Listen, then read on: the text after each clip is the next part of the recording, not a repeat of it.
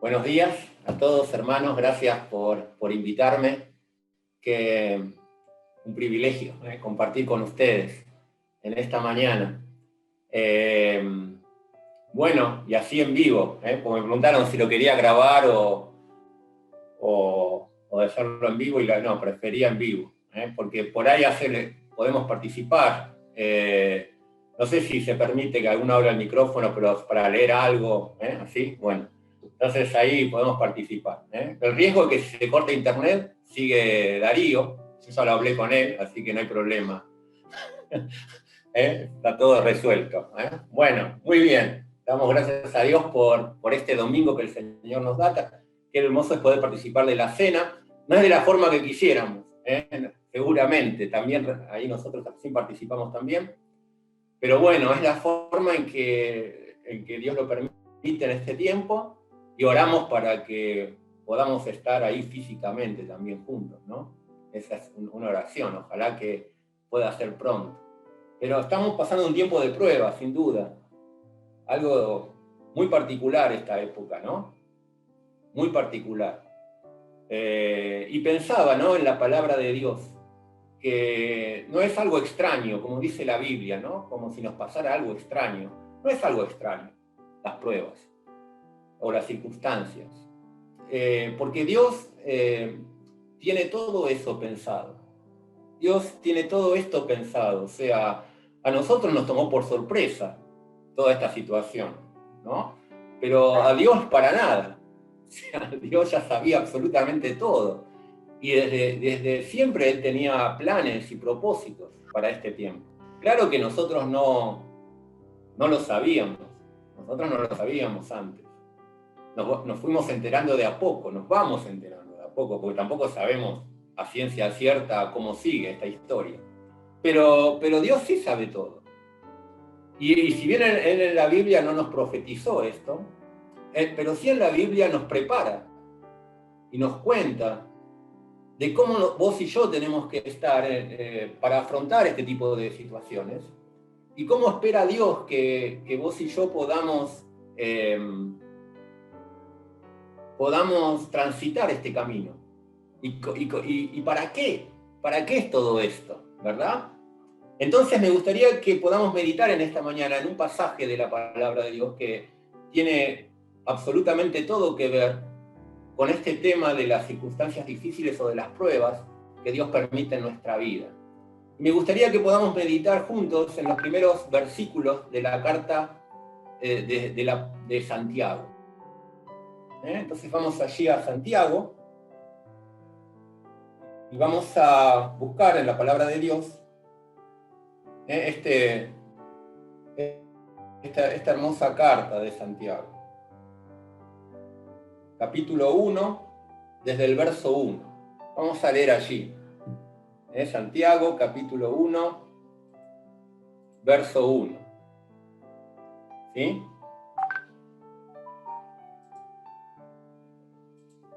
Muy bien. Vamos a leer los primeros versículos y vamos a meditar en ellos, pensando también en las personas que recibieron esta carta, las 12 tribus que están en la dispersión, como dice el versículo 1, eran nuestros hermanos en la iglesia primitiva que estaban pasando tiempos difíciles. Estos hermanos eran, en su mayoría, como bien dice allí la carta, eran de origen judío. Quizás la carta de Santiago fue una de las primeras cartas escritas en el Nuevo Testamento. Eso se considera, los estudiosos consideran así, precisamente porque el auditorio de esta carta era principalmente del pueblo de Israel. La iglesia todavía estaba conformada en su mayoría por judíos, y estaban pasando un tiempo muy difícil. Ustedes en el libro de los Hechos se acuerdan, ¿verdad? Lo que pasó, cómo al principio estaba todo bien, pero después vino la persecución y muchos tuvieron que dejar sus cosas, sus trabajos, huir.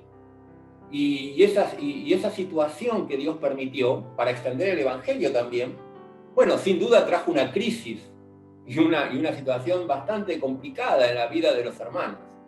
Y en ese tiempo de prueba, Santiago les va a escribir a estos hermanos. Y para que no sucumbieran, no claudicaran en su fe, sino que entendieran que Dios tenía un propósito. Y bueno, nosotros no estamos pasando la prueba de ellos, obviamente. Gracias a Dios no somos perseguidos, pero sí estamos pasando pruebas. O quizás alguno la esté pasando más pruebas que otros, ¿verdad? Pero a nivel general estamos pasando pruebas. Y sin duda que este pasaje y esta enseñanza se puede aplicar a cada una de nuestras vidas y también de nuestras iglesias. Entonces vamos a leer allí, Santiago capítulo 1, versículo 1. Vamos a leer los primeros 7 versículos, 8 versículos. ¿Sí? Dice así la palabra de Dios. Santiago, siervo de Dios y del Señor Jesucristo, a las 12 tribus que están en la dispersión, salud. Hermanos míos, tened por sumo gozo cuando os halléis en diversas pruebas, sabiendo que la prueba de vuestra fe produce paciencia. Mas tenga la paciencia su obra completa para que seáis perfectos y cabales, sin que os falte cosa alguna. Y si alguno de vosotros tiene falta de sabiduría, pídala a Dios, el cual da a todos abundantemente y sin reproche, y le será dada. Pero pida con fe, no dudando nada, porque el que duda es semejante a la onda del mar, que es arrastrada por el viento y echada de una parte a otra. No piense, pues, quien tal haga, que recibirá cosa alguna del Señor. El hombre de doble ánimo es inconstante en todos sus caminos. El hermano, que es de humilde condición, hasta aquí nomás.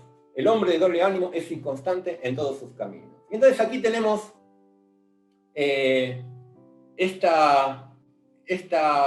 comienzo de la carta.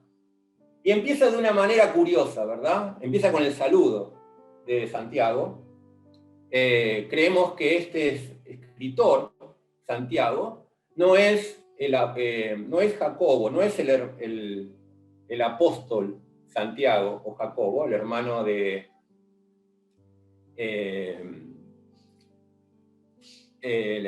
Juan, ¿sí? Porque él murió, o sea, él fue el primer mártir, ¿sí? Jacobo. Sino que se piensa que este Santiago era uno de los medio hermanos del Señor. No fue apóstol. Quizás este Santiago es el Santiago que aparece allí en Hechos capítulo 15, cuando ese primer concilio, que era uno de los que al principio estaban en contra del Señor, ¿se acuerdan? No lo aceptaban, pero después él finalmente sí creyó y fue un pilar, la Biblia dice fue columna. Fue un pilar allí de la iglesia. Es casi seguro que es este el escritor de esta carta. Ahora, en el versículo 2 comienza diciendo algo extraño, ¿no? O sorprendente. Dice, hermanos míos, tened por sumo gozo cuando os halléis en diversas pruebas. Y la verdad es que uno se sorprende. ¿Cómo puedo tener gozo de las pruebas? Porque las pruebas nunca son agradables, o sea, si no, no serían pruebas. Prueba implica un conflicto, prueba implica una presión sobre tu vida, prueba implica dolor, prueba implica sufrimiento. Entonces uno dice, pero Dios me está pidiendo que yo me goce de la prueba. Bueno, en realidad no está pidiendo eso. No está pidiendo que vos y yo nos alegremos de tener un sufrimiento, como una especie de masoquismo, ¿no? Disfrutar del dolor. No está diciendo eso. No está diciendo que vos y yo tengamos gozo de la prueba en sí. Si perdiste un familiar, un ser querido, ¿cómo vas a tener gozo por eso? Lo que está diciendo es que nos gocemos en medio de la prueba. Cuando estemos en la prueba, tenemos, a pesar de la prueba en sí, a pesar de lo que eso provoca y el dolor que puede estar provocando en tu vida, lo que dice es que tenemos motivo de gozo, aún en esa situación. Que podemos estar gozosos en medio de esa situación. Podemos tener ese gozo o satisfacción interior que es fruto del Espíritu, ¿se acuerdan? El fruto del Espíritu es amor, es gozo. Ese gozo que viene del Espíritu Santo, que no tiene que ver con una alegría externa, que tiene que ver con una satisfacción interior, puede estar presente aún en medio de la prueba. Porque ustedes se acuerdan en Filipenses, ¿verdad? Pablo hablaba de que él estaba con mucha tristeza. Porque él dice, para que yo no esté sobre tristeza, porque su amigo estaba enfermo, Epafrodito. Y él dice, para que yo no esté, Dios tuvo misericordia de Epafrodito, para que yo no tenga tristeza sobre tristeza. Y él habla de que él estaba triste, estaba pasando una situación preso, difícil, pero a la vez dice, me gozo y regocijo con todos vosotros. Y entonces ahí vemos cómo el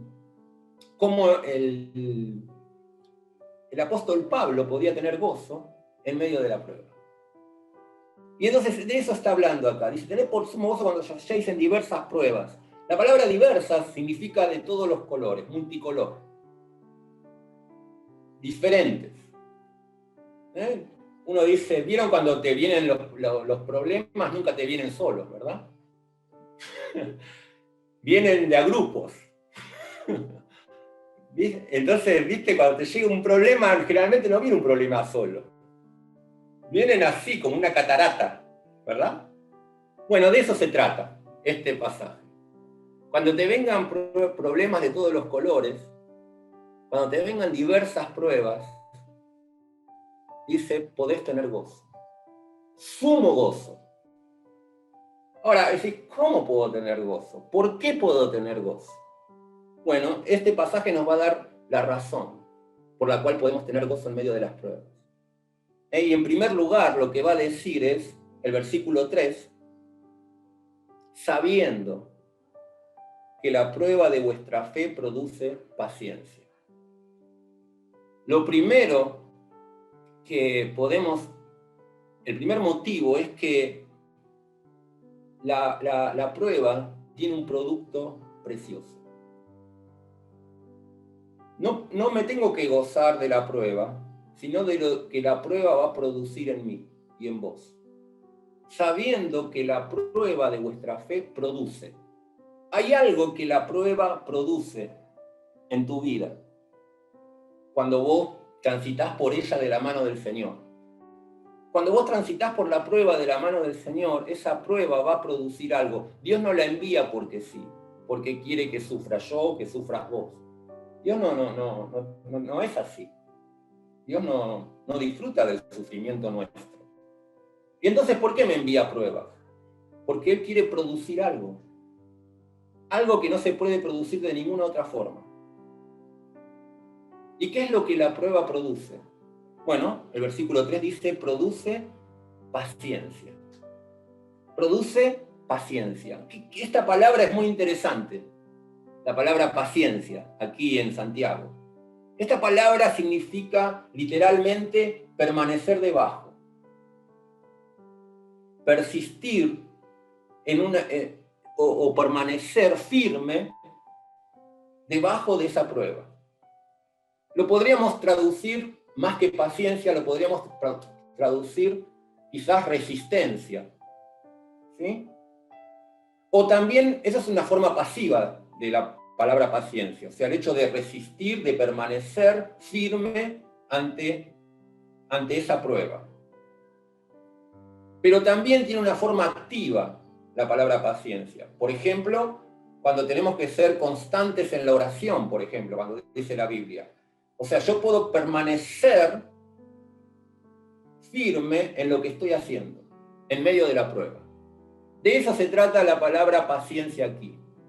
Resistencia, constancia. Produce eso la prueba. La prueba dice que va a producir eso, y eso no se puede producir de otra manera. Pero vos me dirás, pero no, Sergio, te has equivocado. Porque la Biblia dice que la paciencia es fruto del Espíritu. ¿No dice así? El fruto del Espíritu es amor, gozo, paz, paciencia. Ah, es fruto del Espíritu la paciencia. Entonces no, ¿por qué necesito pruebas para que Dios produzca paciencia si ser lleno del Espíritu la tengo. Bueno, en realidad, la paciencia que es fruto del Espíritu Santo es otra cosa. No es esta paciencia, no es esta palabra, si bien en castellano son iguales. Son dos palabras totalmente diferentes. La que está en Gálatas capítulo 5, que esta de Santiago. La que está en Gálatas capítulo 5, el fruto del Espíritu, la palabra es macrotumia, en griego. ¿Qué significa? Largura de ánimo. Esa palabra, macrotumia, se refiere a la paciencia que uno tiene con las personas.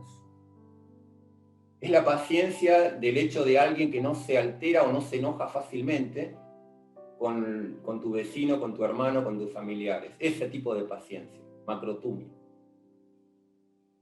Es ser paciente en el sentido de no que tu ánimo, no sé, en algunos lados, cuando habla de esa paciencia que Dios tiene, macrotumia, dice longanimidad. ¿Se acuerdan la palabra longanimidad? Bueno, longanimidad es largura de ánimo.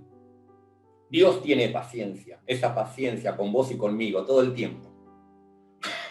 Y nosotros debemos tener esa paciencia con los demás. Esa paciencia es fruto del Espíritu, no es esta. Esta, que significa constancia y resistencia, no es fruto del Espíritu. No se produce por la llenura del Espíritu. Esta resistencia solamente se produce de una sola manera, a través de la prueba. ¿Vieron cuando un atleta se entrena? ¿Sí? Los que fuimos atletas alguna vez, yo ya no, pero en algún tiempo yo me entrenaba. ¿Y para qué se entrena un atleta? Que no sabe, el atleta que va a correr una maratón, ¿para qué sale a correr todos los días? ¿Que no sabe correr? ¿Tiene que aprender a correr? No, ya sabe correr. ¿Pero para qué se entrena? Bueno, se entrena porque él tiene que adquirir un estado físico particular, tiene que adquirir resistencia, tiene que adquirir mayor capacidad aeróbica, tiene que adquirir un montón de cosas que la única forma que las puede adquirir es entrenando, es sufriendo ese entrenamiento todos los días. Él tiene que hacer todas esas cosas para que su cuerpo se adapte a pasar ese evento o esa competencia que él quiere hacer.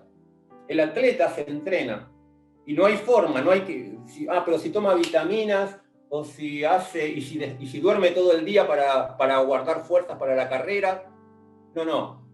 Por más que coma lo que coma y duerma todo el día, si no entrena, eso no. Porque no hay forma de reemplazar eso. Bueno, espiritualmente hablando, no hay forma de adquirir la resistencia si no es a través de entrenarla en medio de las pruebas. Por eso Dios permite pruebas en tu vida y en la mía. No es porque quiere que sufras. Porque Él nos quiere foguear, nos quiere templar a través del fuego de la prueba, nos quiere hacer más resistentes. No quiere que seamos como una gelatina, ¿vieron? Cuando la movés la gelatina, o un flan, que parece que se desarma, No, Él quiere hacernos resistentes, y la única forma de hacerte a vos y a mí resistente es a través de las pruebas. Por eso en la palabra de Dios todos los grandes hombres de Dios fueron probados, pasaron por pruebas. Podés ver, ojea la palabra y lo vas a encontrar.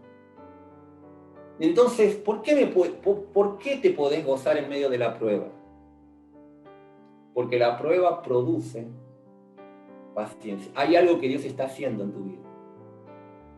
Hay algo que Dios está haciendo precioso en medio de la situación que te permite pasar. Te está haciendo a vos y a mí más paciente, más resistente, más preparado.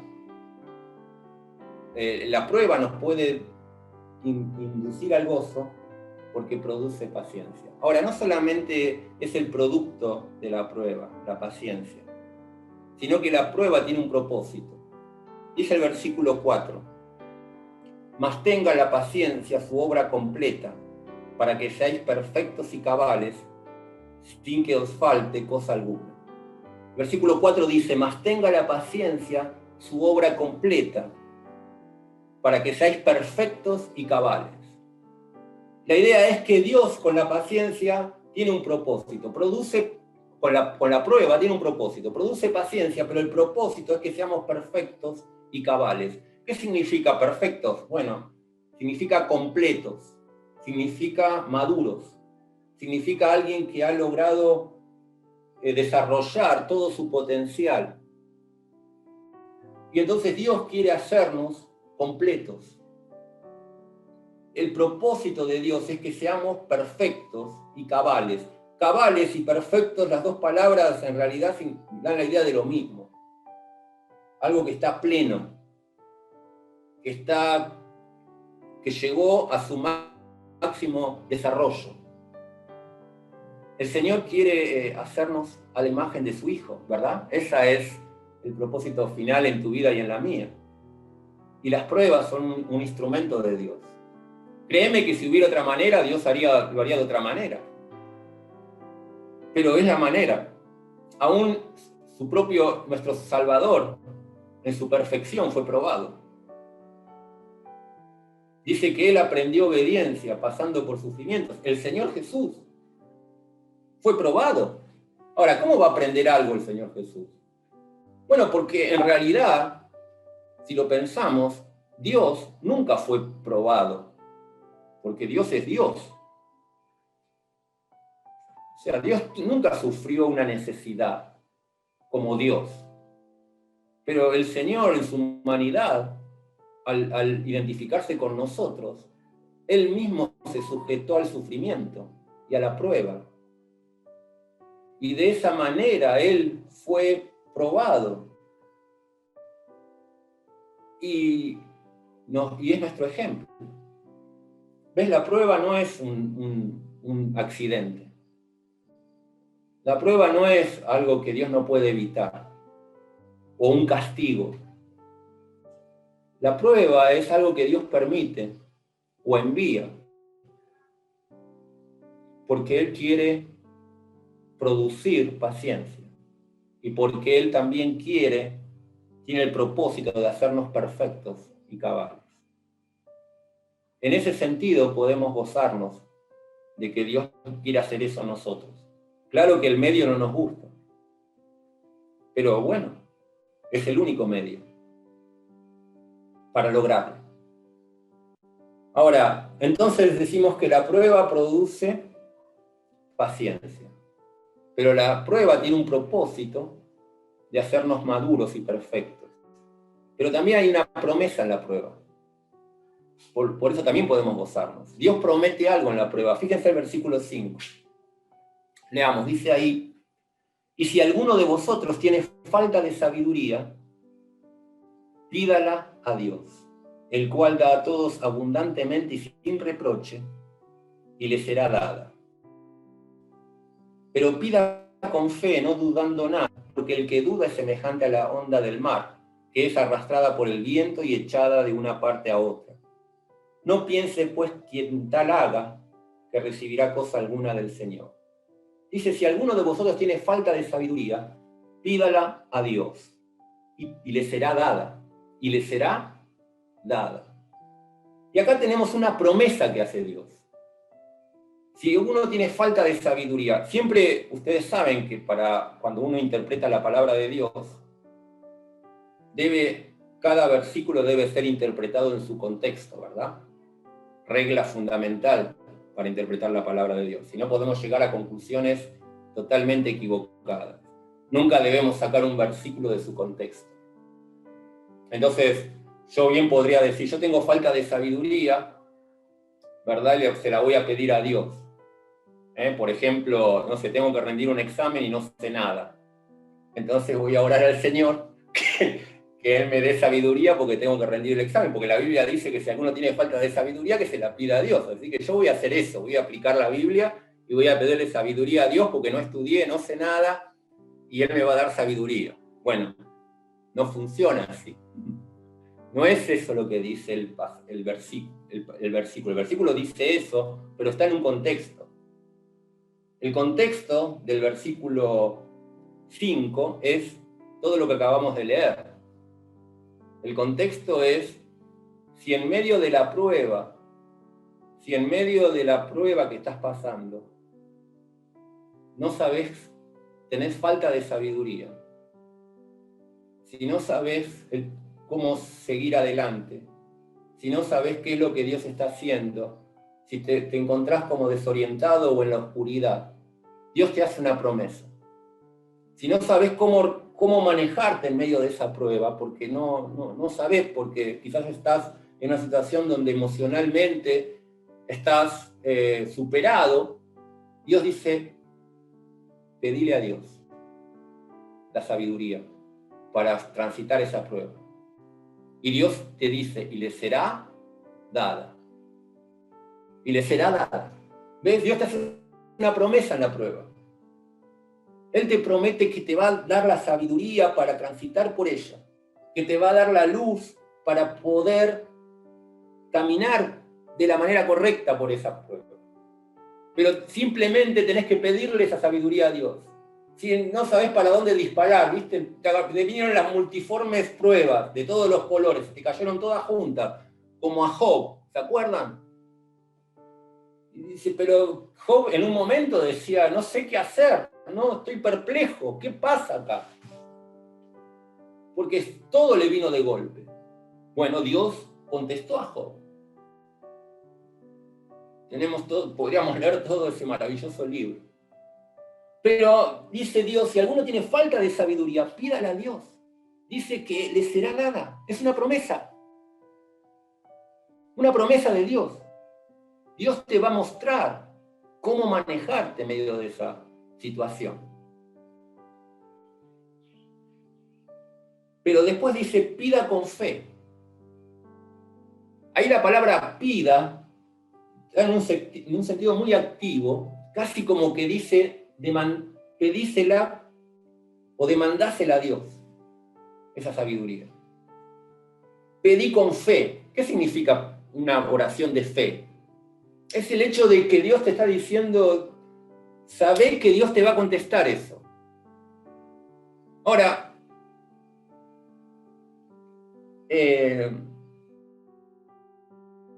no está diciendo que eso es esa sabiduría, sino está diciendo, pedilo con fe. Dios te lo va a dar. Es interesante esto de la oración de fe, ¿no? Porque después dice ahí el versículo 6, pida con fe, no dudando nada, porque el que duda es semejante a la onda del mar, que es arrastrada por el viento y echada de una parte a la otra. No piense quien tal haga, o sea, el que dude, recibirá cosa alguna del Señor. El hombre de doble ánimo es inconstante en todos sus caminos. Dicen, ojo, tenés que pedir con fe. Ahora, ¿a qué se refiere esto de pedir con fe? Porque en la Biblia vemos esta exhortación y también vemos que se nos exhorta a suplicar o a hacer ruegos a Dios. Y son cosas muy diferentes. Una súplica que una oración de fe. Una oración de fe es cuando vos sabés la respuesta, cuando vos estás seguro de que Dios lo va a hacer. Una súplica es una súplica, es rogarle a Dios que haga algo, pero que se haga la voluntad de Dios. Eso es una súplica. Una oración de fe, uno sabe la respuesta y uno dice, bueno, pero ¿qué hay que hacerlo? ¿Esto o aquello? ¿Cuándo uno? ¿Cuándo lo otro? Bueno, acá la respuesta está en el mismo pasaje. Dios dice, pedí con fe, porque Dios mismo te prometió la respuesta. Dios te dice, le será dada. Cuando Dios promete, no tenés que suplicarlo. Tenés que pedirle con fe. O sea, si hay una persona que no tiene a Cristo en su corazón, y vos le hablás del Evangelio, y le decís, mirá, si vos reconocés tus pecados delante del Señor, y le pedís a Cristo que te salve, y creés en su muerte y en su resurrección, y le recibís como tu Salvador, el Señor promete que tenés la vida eterna. Entonces esa persona dice, sí, yo le voy a hacer eso. Y le dice, Dios, yo te ruego que me salves, que me des la vida eterna. Y al otro día vuelve a pedirle a Dios lo mismo, Señor, por favor, salvame, dame la vida eterna. Y al otro día vuelve a pedirle a Dios lo mismo, Señor, salvame, dame la vida eterna. Y así hace todos los días. ¿Vos qué le dirías a esa persona? Le dirías, no tenés que rogarle a Dios que te dé la vida eterna. Él te da la vida eterna, si vos creíste. Porque Él te promete eso. Simplemente tenés que darle gracias a Dios. Porque Él te perdonó.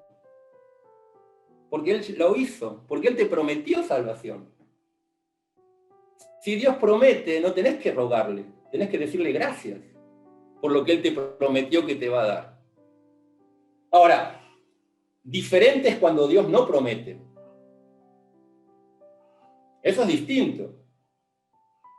Pregunto, ¿Dios promete que todos los enfermos por los cuales yo pida sanidad se van a sanar? ¿Promete Dios eso? Dígame sí o no. ¿Promete? No, ¿verdad? Dios no promete que todo enfermo por el cual yo pida sanidad se va a sanar. Entonces, ¿qué hago?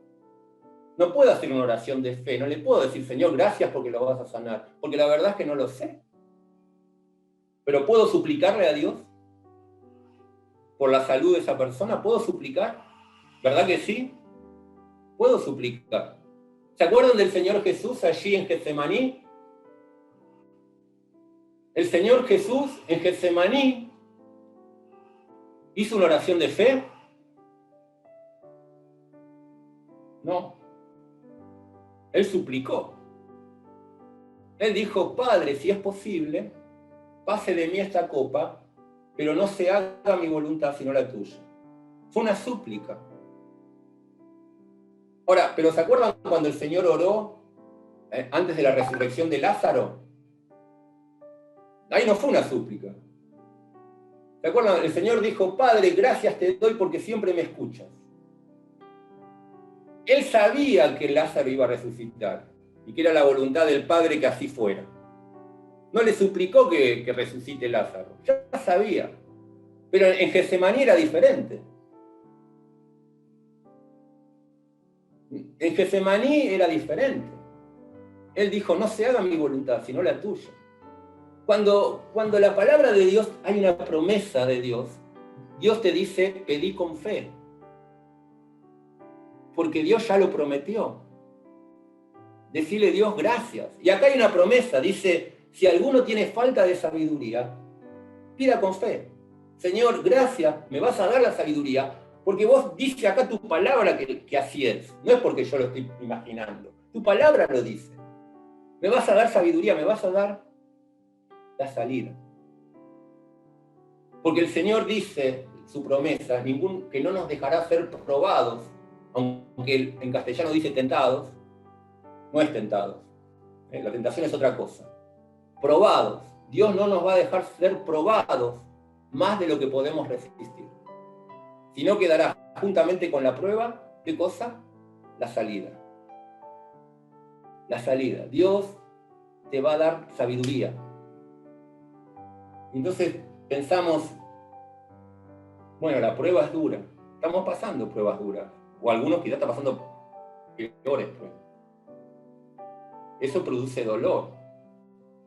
A veces produce incertidumbre, produce un montón de cosas. Pero Dios dice, podés gozarte, hermano, podés gozarte. Porque hay algo que Dios está haciendo, está produciendo a través de esto en tu vida. Te está haciendo más paciente, más resistente. Dios está haciendo una obra de esta manera. Y a la vez tiene un propósito Dios en tu vida. Dios, el propósito es hacerte semejante a Cristo, es hacerte perfecto y cabal. Dios quiere completar el trabajo que está haciendo en vos. Y después a través tuyo, te está puliendo como un instrumento de Dios.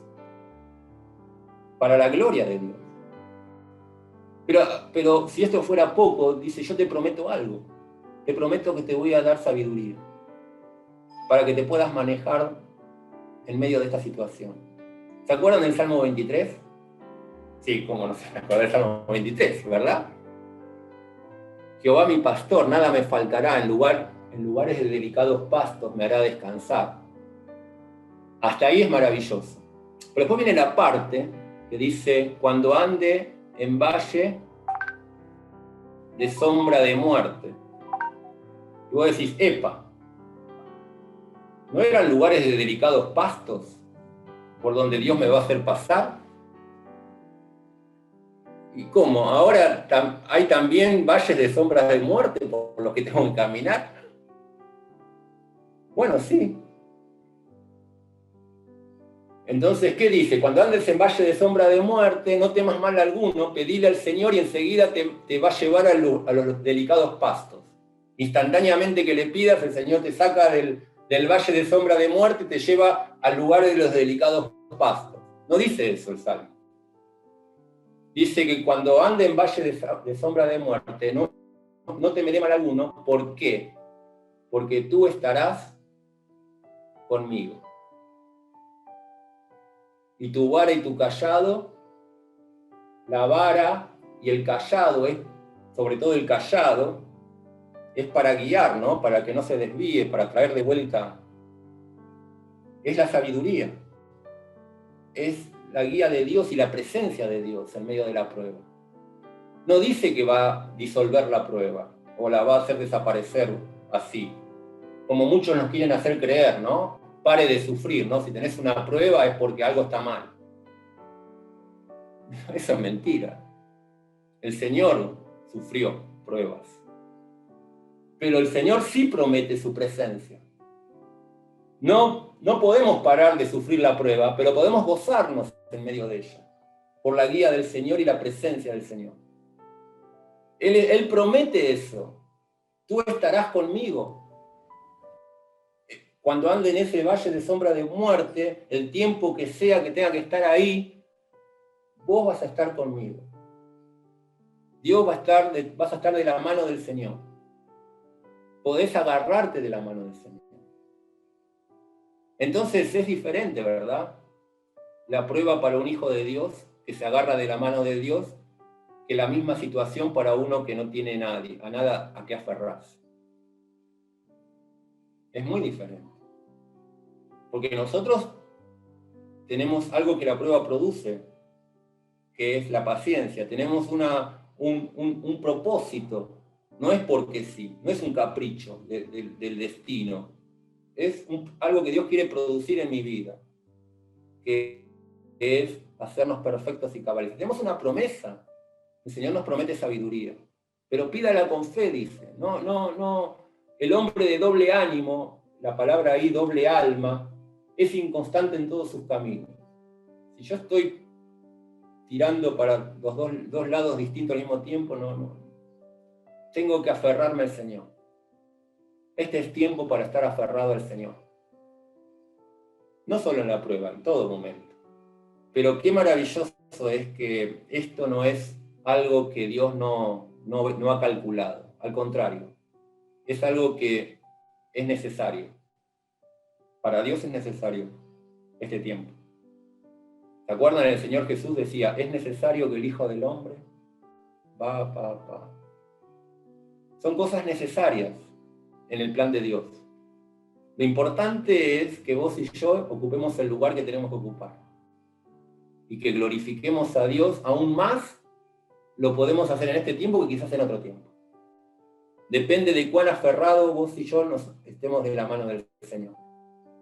Así que podamos pensar en esto, en este pasaje, una conocida pasaje, pero que podamos aferrarnos a esta verdad en Dios. Lo que está en juego es nuestra confianza en Dios, la prueba de vuestra fe. Entonces que podamos decir, yo sigo confiando. Yo voy a seguir confiando. Señor, sigo confiando. Ayúdame a no soltarme de tu mano. Ayúdame a permanecer, upomone, a permanecer en esta situación agarrado de tu mano. A ser constante. Como dijo Job, saldré como oro, dijo Job en un momento de gran fe. Que así podamos salir vos y yo de este tiempo de prueba. Nada más, que el Señor les bendiga y muchas gracias. Muchísimas gracias por el privilegio que me dan de compartir con ustedes la palabra. Amén.